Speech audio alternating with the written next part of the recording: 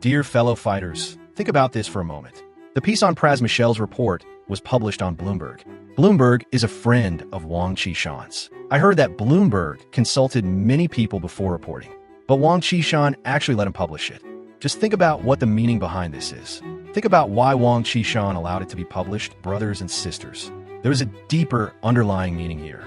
When Pras Michel and Elliot Broidy went to Shenzhen, they just flashed their passports, and over a dozen cars were allowed to whiz by. Pras Michel came back and boasted about it everywhere. Wow, I'm wonderful. I don't even need a passport check when I go to China. How much money did he get? $80 to $90 million for a celebrity. That's the money spent on deporting me. In all the single bribes in American history, especially to a celebrity, including the single bribe of Higginbotham. This case was the first time in history that a Department of Defense lawyer or an officer was bribed by a foreign country. Second, the bribe to Pras Michel was the largest single bribe. Third, the largest and most direct foreign bribe that went directly to the White House. You know, President Trump promised him to meet him at the White House. Come on, I'll see you. When they arrived at the White House, Ambassador Tsui Tiankai, rumored to be itching to swap his suit for a military uniform, accompanied by a group of military attaches, the Secretary of the Political and Legal Affairs Commission, and everyone from the Ministry of Security, arrived at the White House and was immediately barred from entering the gate. What kind of movie would this be if we were to film it? This was just one of the scenes. Pras Michel went directly from Thailand to Hong Kong, played erotic games in Hong Kong, and then crossed the border directly to China. And then Wang Qishan, China's number 2, was smoking a cigarette, surrounded by a bunch of beautiful girls. I heard that after the meeting, there was a high-end orgy with the most expensive drugs. They were all on drugs. These bastards. Think about what that scene would be like. If we were to film this, how many attorneys general and deputy attorney general would have been to the Chinese embassy to meet with Tsui Tiankai? Tsui Tiankai had to stop doing his duty. Imagine Tsui Tiankai, an ambassador to the United States, dared to meet with a U.S. Department of Justice lawyer. Just imagine how audacious and ignorant he was.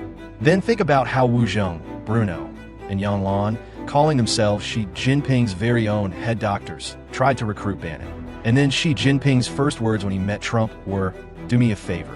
Please do me a favor. Everything is not important. Only one thing is important. Send Miles back to China." The translator was completely stupefied. Someone told me that I can verify this with Bannon. Even Trump was stupefied. In 2017, Xi Jinping met with Trump and said, "Do me a favor.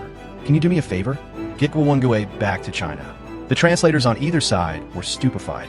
Think about Elliot Broidy, Steve Wynn, and Pras Michel. He's a singer, but was also a broker for President Clinton, President Obama, and First Lady Obama. They were powerful figures who had access to the White House and frequently visited. Think about all of these powerful figures working together against me. During that time, I still live stream to you every day. If I was scared for even a second, I'd not be a human. If I was scared for even a second, I'd not be a human.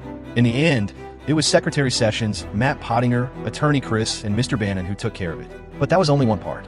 You don't know the first part, and you have no idea what the second part is. It got even more intense in July.